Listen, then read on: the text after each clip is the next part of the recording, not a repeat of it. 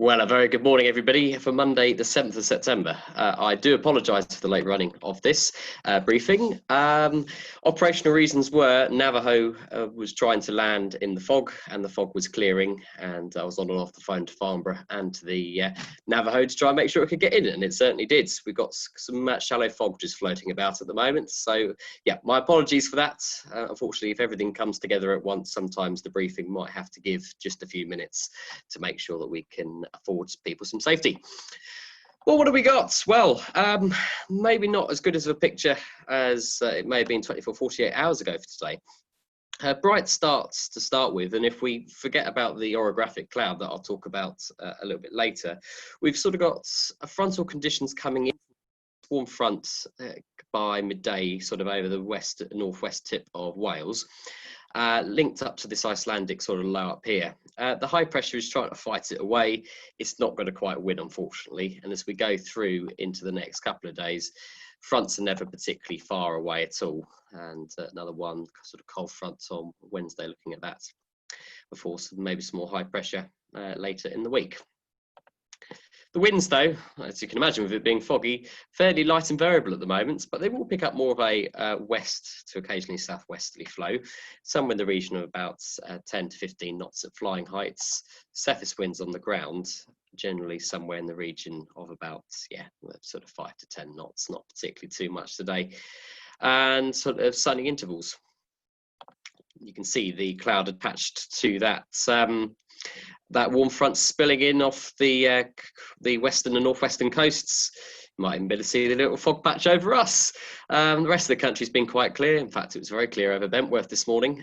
Hence, I was quite surprised to find Lasham had its own unique bit of fog. But the infrared is showing as well upper level cloud linked to this warm front spilling in. So probably this is as sunny as it will get once the clouds burn back. And then as the afternoon goes on, we're going to see more on the way of top cover. I don't think anything in the way of rain or anything, but it's certainly going to spoil soaring as we wanted it. Temperatures looking somewhere in the region of about 17 to 18 degrees, and that's broadly similar on the GFS forecast. Dew points, well, probably at the moment they're all about the same because of the fact we've got fog, but maybe there's a smidge over double figures. But potentially sort of a bit blue under this top cover that we're going to get. David had sort of said it might get locally soarable, but as he's saying there, top cover and it getting worse this afternoon for soaring, so probably only cross country for the brave. That's the picture out there at the moment. Certainly a lot better than it looked half an hour ago. I thought we might have a Navajo divert when I got in, but alas, Lasham's done its trick of just opening when it was required to. And yeah, we've got cloud at the moment scattered at about 200 feet or so. And that's starting to break up nicely. So I reckon in the next 15 to 20 minutes, we should start getting to a position where it would be flyable out of Lasham. At the moment, we have a temperature of 13 and a dew point of 11, though I think that might just be under reading a little bit, given the fog. And if we look at the potential flight distance for today, it's a little bit disappointing. The only potential soarable area is all in airspace, and I don't think you really want to operate under that.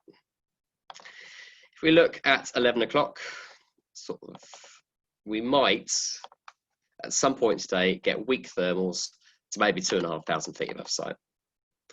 After that, top cover will start to spill in from the west and will pretty much ruin any convection. Risk of a shower, it says. I think that's fairly limited, though we did get showers yesterday.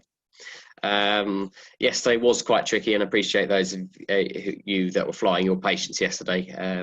We did have to stop the grid launch a couple of times, and I know a few of you gave up in the end, but alas, when it is not suitable, we cannot just keep launching people up there. Thankfully, I don't think we're going to have a grid today though.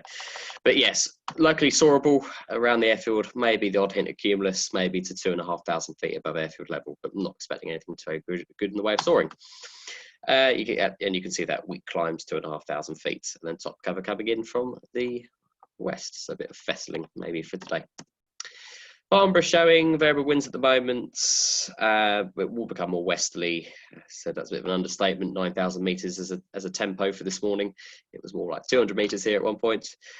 And yeah, just sort of few clouds, if any, at about 3,000 feet. No TAMs for today. 24 is probably Fairford. Yes, Fairford active all day for us. Remember, they're flying B-52s and stuff, turning radius of Wiltshire. So maybe give them a wide berth unless you give Bryce a call to find out if they're going to be launching any bombers. 27, I imagine, is military parachuting. Though that looks to be at night at Western on the Green, so not particularly affecting us. The usual Solentham, Boscombe and Farnborough areas all active as standard. And number 3, if anybody's going that way, paragliding down in Dorset. And 28, paragliding up in Gloucestershire. So nothing particularly too much in the way of airspace. I think there might be some air display still going on at Old Warden. Little Granston, still at the moment they're doing that.